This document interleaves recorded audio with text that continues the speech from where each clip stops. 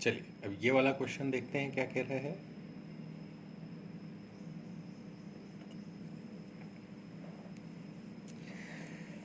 ये क्वेश्चन कह रहा है कि एक आदमी है जो 5,400 रुपीज़ के कुछ आर्टिकल्स को खरीद रहा है, ठीक है।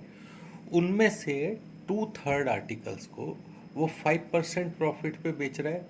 तो बताओ कि बचे हुए आर्टिकल्स को वो कितने रुपए में बेचे कि उसको 13% का ओवरऑल प्रॉफिट हो जाए।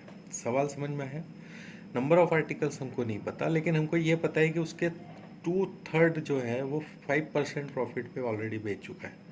तो जो 1/3 आर्टिकल्स हैं उनको उसको कितने परसेंट पे बेचना पड़ेगा कि उसका ओवरऑल प्रॉफिट जो है वो 13% हो जाए। ठीक है, सवाल समझ में आया है ना। तो जब हमको ये 2/3 1/3 इस तरीके से दिया है तो हम मान लेते total number of articles denominator के बराबर है, मतलब कि टोटल मान लीजिए 3 आर्टिकल्स हैं, ठीक है। अब वो 3 आर्टिकल्स हम मान लेते हैं कि 1 रुपये का 1 आर्टिकल है, तो 3 आर्टिकल की कॉस्ट हो गई 3 रुपीज़, ठीक है।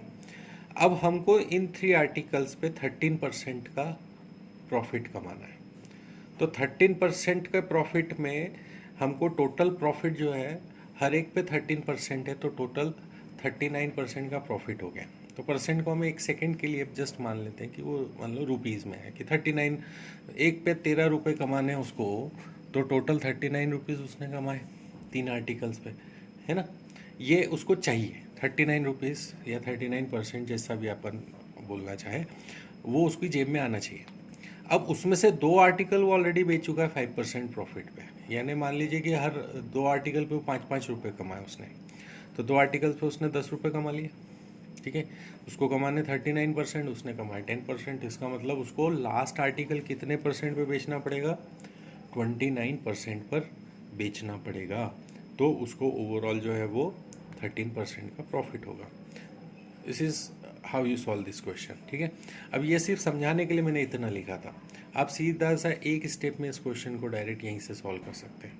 कैसे? कि जितने आर्टिकल्स बोले, जितना प्रॉफिट कमाना है उससे उसको मल्टीप्लाई करके एक अमाउंट जनरेट कर लो, ठीक है।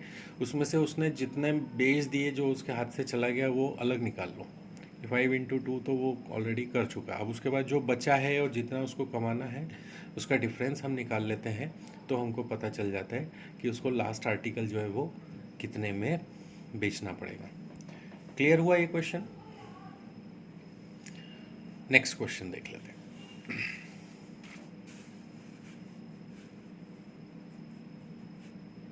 ये क्वेश्चन पढ़ लीजिए। ये क्वेश्चन कह रहा है, लगभग वैसे ही क्वेश्चन है, लेकिन अब की बार वो क्या कर रहा है कि हमको अमाउंट दे रखा है 1,89,000। इस टाइप के क्वेश्चन में जनरली अमाउंट की ज़रूरत हमको नहीं पड़ती अगर हमको परसेंटेज निकालना है तो, ठीक है। तो 1,89,000 में उसने कुछ कुछ आर्टिकल्स खरीदे हैं। अब उसका तो वही 3/8 जो है 12% प्रॉफिट पे बेच रहा है।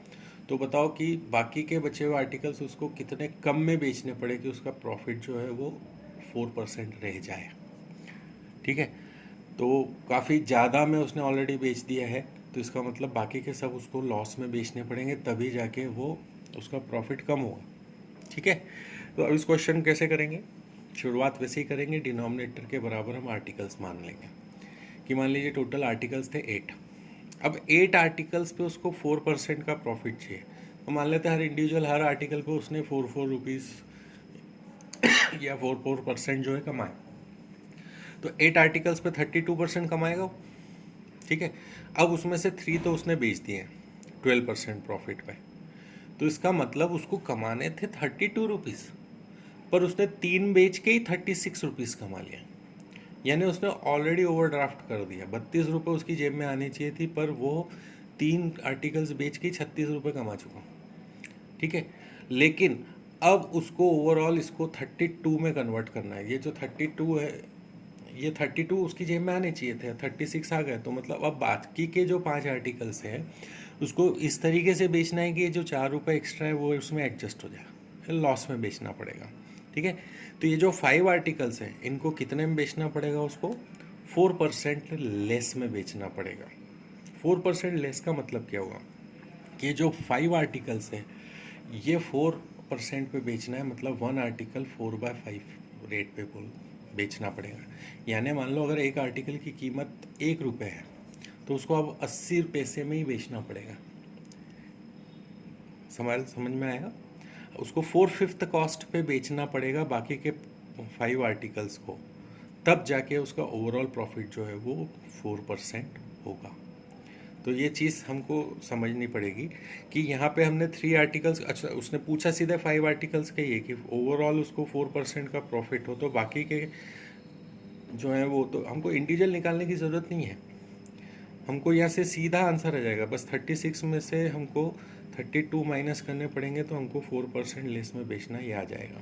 इसकी ज़रूरत तो तब हमको पड़ेगी जब हमको इंडिविजुअल का पूछा गया हो कि बताओ किस कॉस्ट पे बेचेंगे, तो हम जो भी वो कॉस्ट होगी इंडिविजुअल की उसका 4/5 निकाल लेंगे तो वो हमारी कॉस्ट आ जाएगी कि भाई बाकी के सब जो है वो हर एक वो 4/5 कॉस्ट पे बेचेगा। ठीक है, तो इस तरीके से हम इस क्वेश्चन को सॉल्व कर सकते हैं। एक क्वेश्चन है, अब ये नेक्स्ट क्वेश्चन देखते हैं क्या कह रहा है, इसको थोड़ा ध्यान से पढ़ते हैं। ये कह रहा है कि एक मैन्युफैक्चरर वो ये एस्टिमेट करता है कि अगर उसका इंस्पेक्शन हो और वो जितने भी आर्टिकल्स प्रोड्यूस कर रहा है उसका 12% इंस्पेक्शन में रिजेक्ट हो जाए। ठीक है, ये मान के चल रहा है कि मैं जितने 100 आर्टिकल बनाऊंगा तो उसमें से 12 तो मेरे इंस्पेक्शन में रिजेक्ट हो जाएंगे, ये वो मान के चल रहा है। ठीक है, अब वो एक ऑर्डर ले लेता है जिसमें उसको 22,000 आर्टिकल सप्लाई करने हैं। ठीक है, और आर्टिकल की कॉस्ट जो है वो 7.5 रुपीज़ ईच वो रखेगा। ठीक, अब एस्टिमेट कर रहा है his profit including cost of rejected article to be 20%। मतलब अब इस सवाल को समझो, उसने जो 22,000 आर्टिकल्स का जो ऑर्डर एक्सेप्ट किया है उस ऑर्डर में 7.5 रुपीज़ में एक बेचने पे वो ये मान के चल रहा है कि मुझको 20% का प्रॉफिट होगा, और इसमें वो ये भी मान के चल रहा है कि 12% मेरे आइटम रिजेक्टेड हो जाएंगे। उसके बावजूद भी मुझे 20% का प्रॉफिट होगा। तो बताओ कि उसकी मैन्युफैक्चरिंग कॉस्ट क्या है। ठीक है, तो एसपी हमको दिया हुआ है 7.5 रुपये एक का। ठीक है, तो पहले ये जो प्रॉफिट परसेंट है हमको ये 20% प्रॉफिट कमाना है, तो यहाँ से हम यूनिट में कन्वर्ट कर लेते हैं इसको। सबसे पहले 20% प्रॉफिट पे है तो हमने इसको 20% प्रॉफिट को फ्रैक्शन में कन्वर्ट कर लिया। तो हमको ये पता चल रहा है कि 20% प्रॉफिट में अगर 5 यूनिट का सीपी हो तो 1 यूनिट का प्रॉफिट निकल के बाहर आता है। तो यहीं से हम एसपी भी कैलकुलेट कर सकते हैं, वो क्या हो जाएगा, प्रॉफिट प्लस सीपी।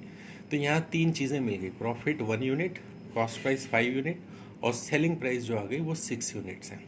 ठीक है, पर उसने सेलिंग कितने आर्टिकल्स की क्या रखी है, 22,000 आर्टिकल्स की, और उनमें से हर आर्टिकल कितने का है, 7.5 रुपीज़ का है।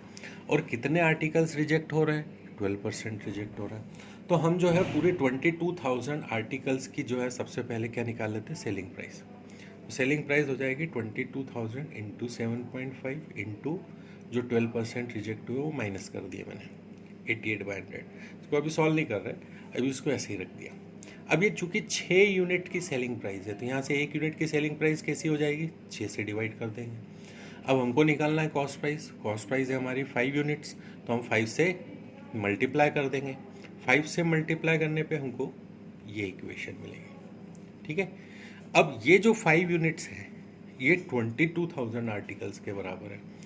ठीक है, तो हमको तो पर आर्टिकल पूछा है तो 22,000 से डिवाइड कर दो, ये तो यहीं का यहीं कट गया। कुल मिला के हमको ये चीज़ मिली। जब आप इसको सॉल्व करेंगे you get 5.5 rupees as your answer. ठीक है, ये चीज़ क्लियर हुई। शॉर्ट में एक बार और समझते हैं कि जब हमको उसने 7.5 रुपये सेलिंग प्राइस दी है और हमको 20% प्रॉफिट के साथ 12% आर्टिकल्स के रिजेक्शन के साथ हमको अगर इंडिविजुअल आर्टिकल की कॉस्ट प्राइस निकालनी है तो हम सबसे पहले यहाँ से यूनिट्स निकाल लेते हैं। 20% प्रॉफिट चाहिए तो हमारा profit 1 unit, cost price 5 units और सेलिंग प्राइस 6 यूनिट्स आएगी। ये चीज़ हम पहले बेसिक होमवर्क कर लेंगे। फिर हमको सेलिंग प्राइस का डेटा दिया हुआ है तो हम सेलिंग प्राइस निकाल लेंगे। 22,000 आर्टिकल्स की at 7.5 articles 5 rupees each with 12% rejected articles, यानी ये 88%, 12 तो ख़राब हो गए, ये 88% आर्टिकल्स जो हैं उनकी सेलिंग प्राइस आ गई। ठीक है, ये सेलिंग प्राइस हमारे क्वेश्चन में 6 यूनिट के बराबर है जो हमने डेटा निकाला था। तो यहाँ से इंडिविजुअल यूनिट की कॉस्ट निकाल ली, 6 से डिवाइड कर दिया तो इंडिविजुअल की आ गई। फिर कॉस्ट प्राइस में जाना है हमको तो 5 से मल्टीप्लाई कर दिया तो कॉस्ट प्राइस आ गई। ये कॉस्ट प्राइस 22,000 आर्टिकल्स की आई। तो 1 आर्टिकल की निकालने के लिए हम 22,000 से डिवाइड कर देंगे, ये चीज़ कट गई। सिर्फ इतना सा कैलकुलेशन हमको करना है। ठीक है, तो ये कैलकुलेशन करेंगे so you get 5.5 rupees as your cost price. ठीक है, this is how you solve this question.